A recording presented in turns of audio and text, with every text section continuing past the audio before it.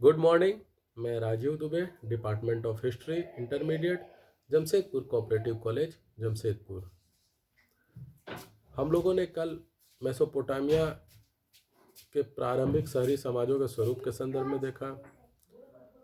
अभी हम लोग देखते हैं लेखन कला के उपयोग पर परिचर्चा। शहरी समाज तो बन गया मेसोपोटामिया का, जिसमें Sumer, Babylon, Akkadian, Babylon, Assyrian, फिर बेबीलोन, इस तरह से सभ्यता का विकसित हुआ। तो जब समाज विकसित होता है तो बोलचाल की भाषा विकसित होती है, आपस में एक दूसरे से संपर्क करने का साधन विकसित होता है, और जब यह साधन विकसित होता है तो भाषा विकसित होती है, एक लिपि विकसित होती है। और जब आप लिपि विकसित करोगे, एक दूसरे से संपर्क साधने की भाषा और लिपि से करेंगे, तो लिखने की भी कला विकसित होगी। और यही कारण रहा कि मेसोपोटामिया की सभ्यता में लेखन कला अस्तित्व में आई। और सभ्यता को के विकास के लिए, लेखन कला के विकास के लिए, मेसोपोटामिया के विकास के लिए लेखन कला ने एक महत्वपूर्ण योगदान दिया। यानी लेखन कला का जब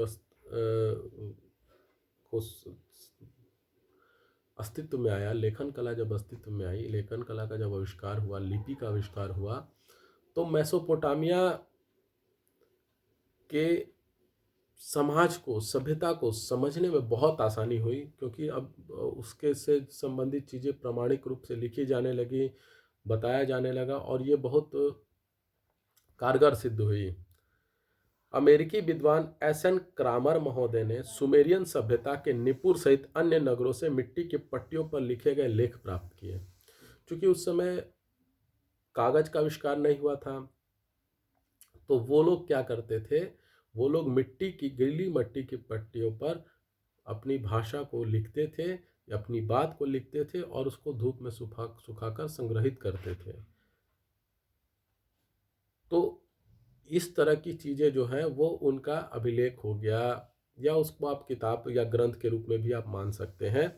तो अमेरिकी विद्वान एस.एन. क्रामर महोदय ने सुमेरियन सभ्यता के निपुर सहित अन्य नगरों से मिट्टी की ऐसी ही पट्टियां प्राप्त की हैं, लिखे गए प्राप्त किए।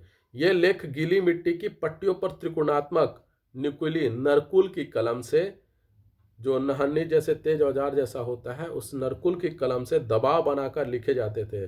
बाद में इन मिट्टी की तख्तियों को आग पर पकाकर कड़ा कर लिया जाता था, ताकि वो जो लिखा हुआ है वो मिटे नहीं और वो सूख कर मजबूत हो जाए।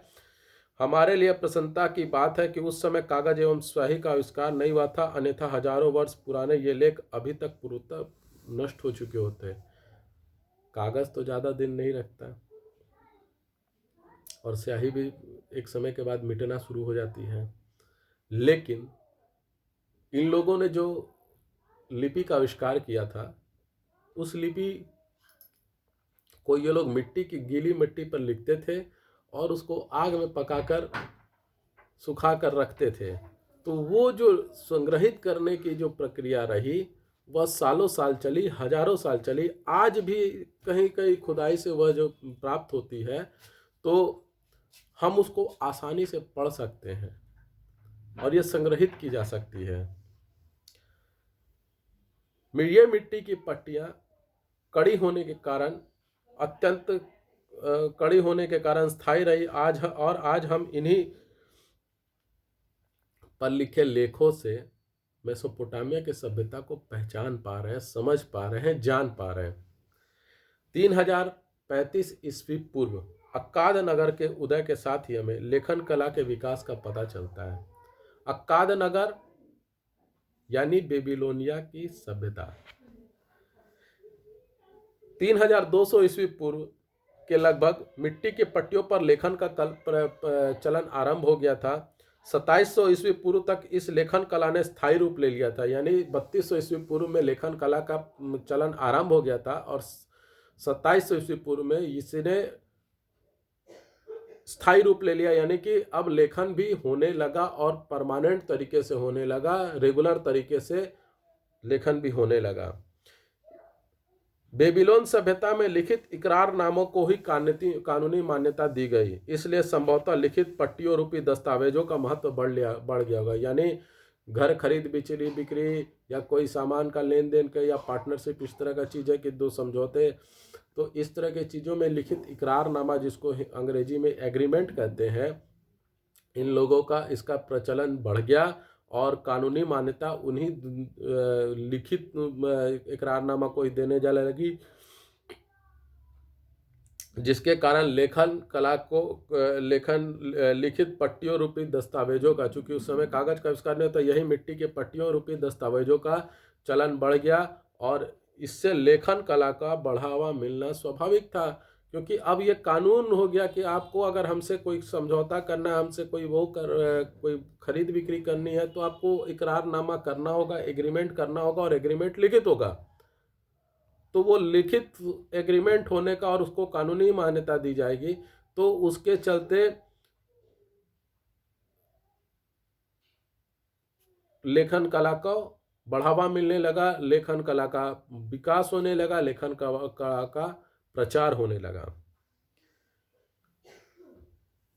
संभवतः लेखन कला ने एक पेशे का रूप भी ले लिया। कई लोग होते हैं, आज भी देखिए कोर्ट में जाइए तो नोटरी होते हैं, एग्रीमेंट बना लेना, टाइपिस्ट होते हैं। उस तरह लेखन कला उस समय जो लोग लिखना पढ़ना नहीं जानते थे, एक तरह से पेशे का रूप भी ले लिया, एक व्यापार का, एक रोजगार का रूप लेखन कला ने ले लिया।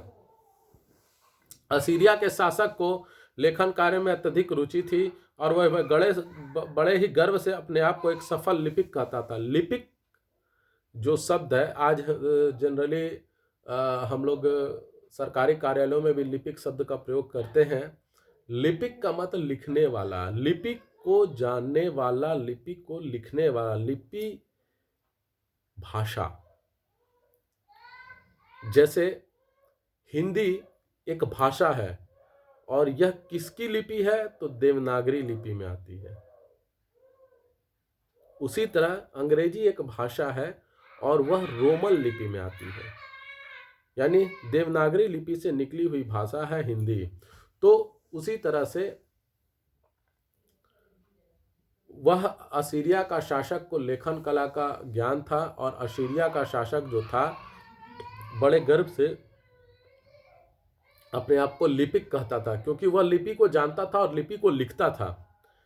मंदिरों में पुरोहितों द्वारा विद्यार्थियों को लेखन का एवं लेखन को पढ़ने का अभ्यास कराया जाता था। यानी मंदिर जो थे, मंदिरों में विद्यार्थियों को लिखने का और लिखे हुए बातों को पढ़ने का अभ्यास कराया जाता था, ताकि वे लोग लिपि को पढ़ना, समझना, जानना सीख लें।